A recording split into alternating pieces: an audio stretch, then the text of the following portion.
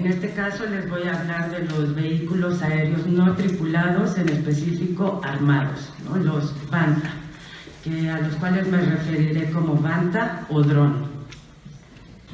Bueno, entonces yo les voy a presentar algunas reflexiones en torno a los vehículos aéreos no tripulados armados y la necesidad de replantearse las categorías tradicionales para pensar la guerra, la violencia y el control a la luz de estas nuevas tecnologías. La presentación consta de 4 partes. Primero una breve introducción, después una revisión histórica de los Vanta, en este caso los drones armados. Luego presentaré algunas reflexiones en torno a las nociones de vigilar, detectar, castigar y normalizar. Y finalmente, bueno, presentaré algunas conclusiones. Es importante señalar que aquí no se pretende hacer una discusión teórica y conceptual. Esta intervención es un acercamiento inicial con preguntas preliminares para una futura investigación con respecto a los Vanta. Aunque esta es una reflexión primera, hay en efecto ciertos marcos conceptuales que han guiado mi reflexión, tales como el espacio social de Lefebvre, la propuesta Foucauldiana de poder y la genealogía de Nietzsche.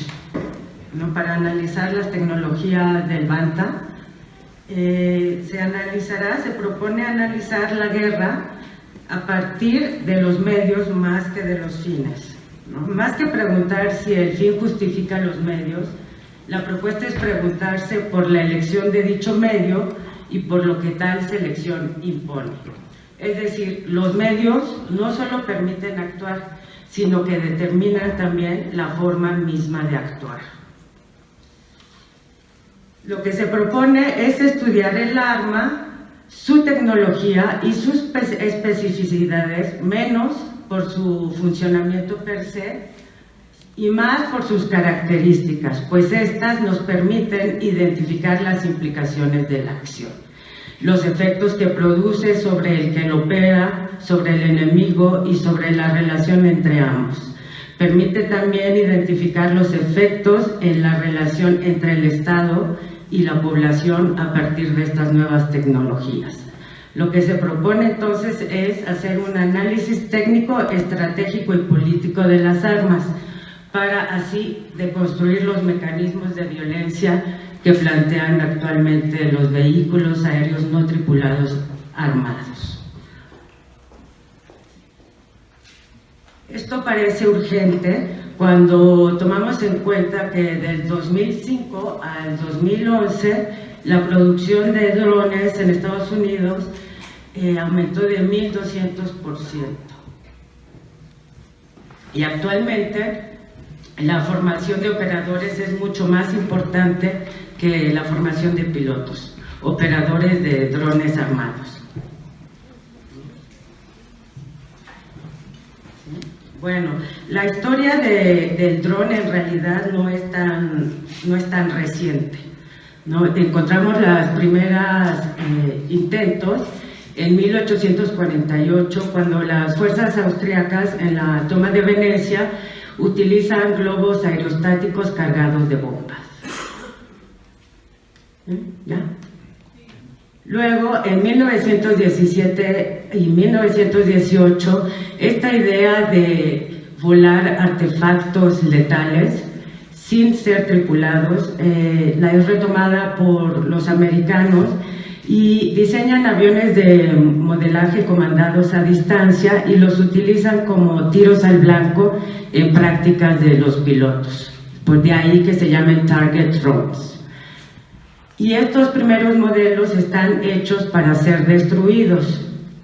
Después, durante la Segunda Guerra Mundial, se utilizaron los misiles de crucero, sobre todo en los enfrentamientos en el Pacífico Sur. Y en este caso, el dron fue un transportador y al mismo tiempo una bomba a distancia. Sin embargo, constituían una arma que solo se podía utilizar una vez. ¿No? Era transportador, pero bomba a la vez. Ya es en 1973, ¿sí? Ok, que los drones se utilizan como señuelos, sobre todo por el ejército israelí en la guerra de Yom Kippur. Lo que hacían era enviar un avión de modelaje a distancia.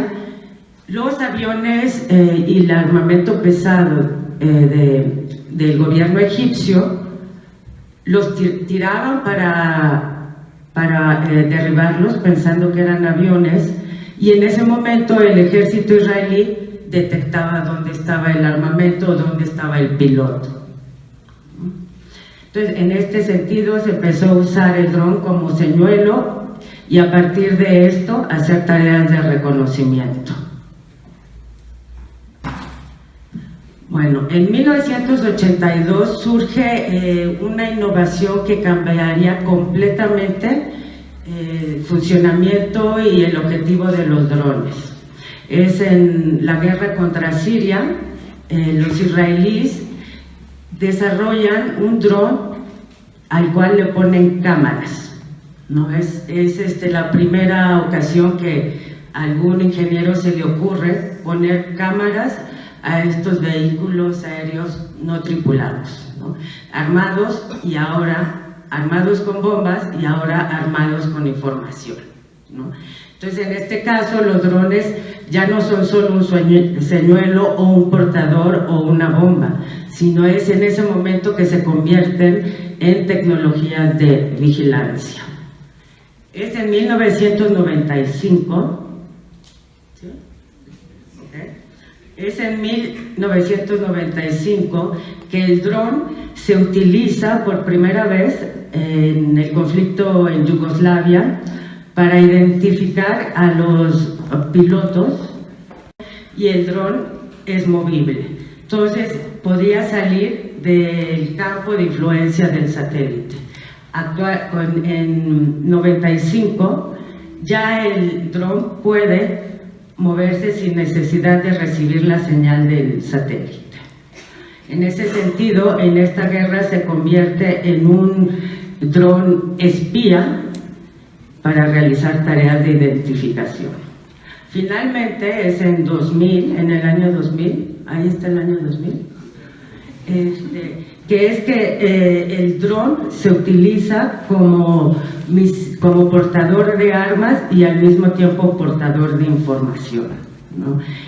Son los americanos que inventan el Predator MQ-1 y el Predator MQ-9, que son incorporados, los misiles Hellfire son incorporados a estos Vanta, ¿no? Entonces es en este momento, y es la gran revolución en la guerra, que el dron se convierte en portador de misiles y de información, y en este caso de Big Data.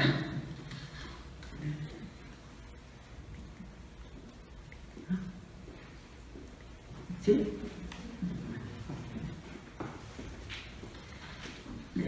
Bueno, es esta innovación que realmente, como les comentaba, cambia totalmente el paradigma del combate.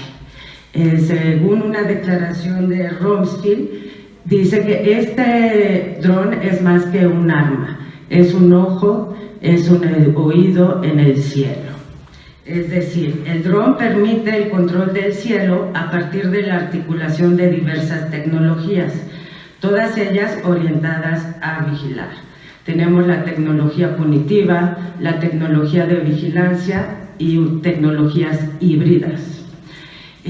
A partir del dron, entonces, surge una forma no convencional de violencia del Estado que combina a la vez la guerra y la operación policíaca a distancia.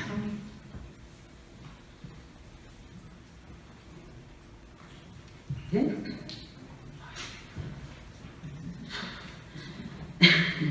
Sí, bueno, entonces el dron ha introducido esta nueva forma no convencional de violencia y ha no solo cambiado categorías establecidas del combate, categorías geográficas y ontológicas como el espacio, tiempo, zona, lugar, categorías jurídicas y políticas como guerra y conflicto, o categorías éticas como la valentía y la virtud, sino también el dron ha exacerbado las tecnologías disciplinarias y tecnológicas del biopoder. Y ahí, bueno, obviamente nos estamos basando en toda la propuesta de Foucault. Entonces proponemos que para comprender estas transformaciones se enmarque el dron armado, en dos dimensiones analíticas ontológicas al mismo dron. La primera dimensión analítica sería el principio de omnisciencia, es decir, con el dron se puede dar una vigilancia sinóptica, es decir, ver todo el tiempo. Y esta vigilancia está basada en la demultiplicación de cámaras, totalización de perspectivas, en la cual la cámara además funciona como un ojo de mosca. También se basa en la demultiplicación de pupilas, es decir, el dominio del aire y de las zonas y del tiempo. La intención es controlar desde arriba y desde lejos, y es por eso que actualmente la forma de guerra propuesta por Estados Unidos está basada en estos Banta y en operadores más que en soldados o pilotos. Esto nos da una redefinición del espacio que no tiene límites ni tiempo.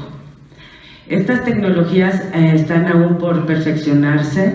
Hay un problema de resolución y sincronización entre la imagen y tiempo, pero el objetivo es realmente tener esta sincronización sin límites, ¿no?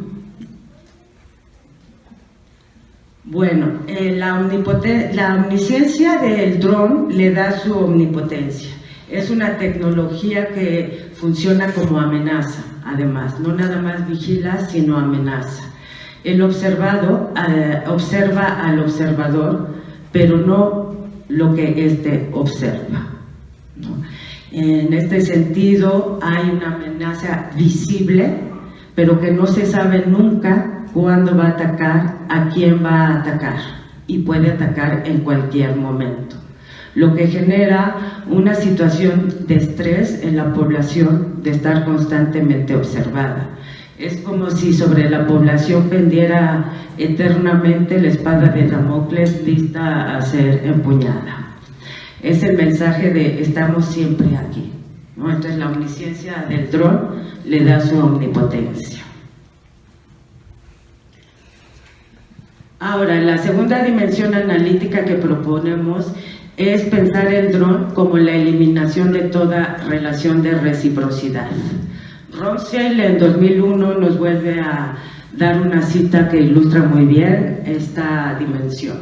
Dice: la ventaja del Banta es que permite proyectar poder sin proyectar vulnerabilidad.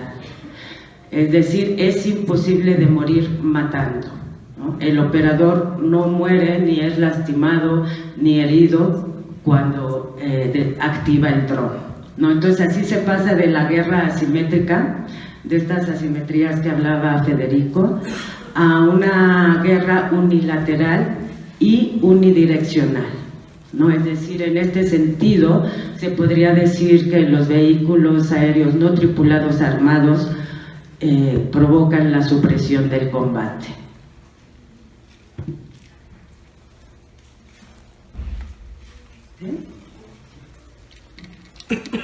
Entonces es necesario, a partir de estas dos dimensiones analíticas, pensamos, replantear las categorías tradicionales de la guerra.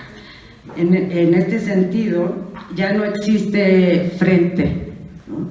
Por la omnisciencia del dron, ya no podemos hablar de la existencia de un frente tal cual.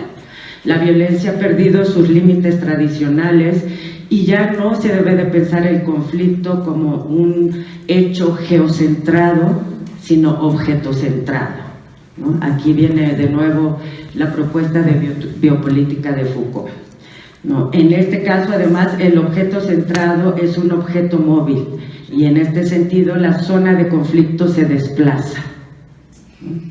Hay una continuidad ilimitada del campo de batalla, ¿no? El campo de batalla es el mundo y la zona de combate es el cuerpo.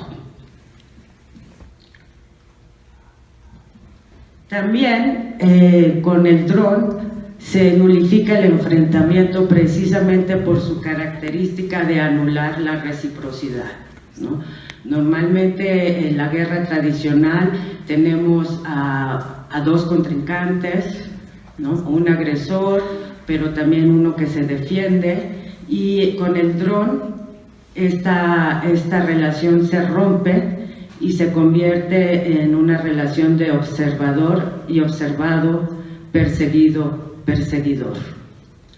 Asimismo, por este hecho, se da una inversión de valores en el sentido de lo que habla Nietzsche, es decir, ya es una guerra sin virtud. Si no hay enfrentamiento, no hay valor, no hay sacrificio ni valentía. Entonces el dron también pone en crisis al ethos militar tradicional.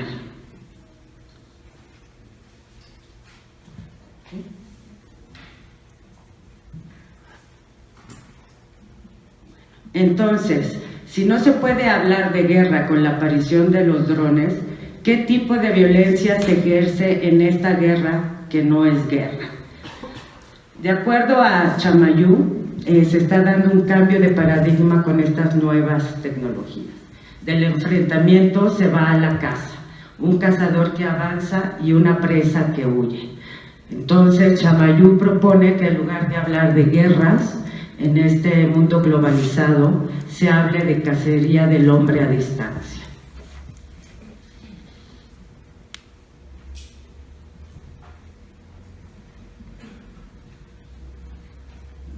¿Sí? ¿Ya se cambió? Bueno, entonces, en esta cacería del hombre a distancia, la tecnología es fundamental, ¿no? El poder punitivo se transforma en una tecnología punitiva letal, ¿no? En la propuesta de Foucault simplemente se toma de una manera también unilateral, en donde no existe ya el castigo, ¿no? En ese sentido hablamos de una tecnología punitiva letal. En efecto, el potencial del dron es que ofrece el todo o nada. Con el dron es o matas o te abstienes de toda acción. Es decir, es una tecnología punitiva donde no hay castigo ni poder de rectificación, ¿no? Es una tecnología, que inmediatamente pasa a la ejecución punitiva. Entonces, de acuerdo a Chamayou, el dron hace de la fuerza letal la única opción operacional disponible. Y entonces propone que hablemos de, en lugar de vigilar y castigar, como propone Foucault, de vigilar y suprimir, ¿no? La tradición del biopoder, entonces, no solamente se controla el cuerpo, sino que el objetivo principal es destruirlo. Pero en este caso, el cuerpo y los campos de batalla están hechos de píxeles, formados de información, de Big Data. Entonces, en este caso, para analizar los drones armados, tenemos que entender que el biopoder pasa por tecnologías híbridas, ¿no? Los drones facilitan la acumulación de datos sobre la población y el espacio en la que ésta habita, ¿no? Tenemos tecnologías de video 24 horas sobre 24 horas, información geográfica, intercepción de señales, mapas topográficos de conexión, y los drones tienen una alta capacidad de almacenamiento e indexación. Que bueno, esto también está siendo un problema actual porque hay lo que se llama un data overload en las plataformas de drones. Entonces, las tecnologías híbridas se conforman para dar lugar a las tecnologías de detección, ¿no? Que es la fusión de datos, coordinación de imagen, de sonido y geolocalización. Y es a partir de estas tecnologías de detección que se pretende esquematizar las formas de vida. es decir, a partir del quién, dónde y cuándo, socius locus tempus. Y es a partir de la fusión de datos también que se pretende inferir, anticipar y prevenir.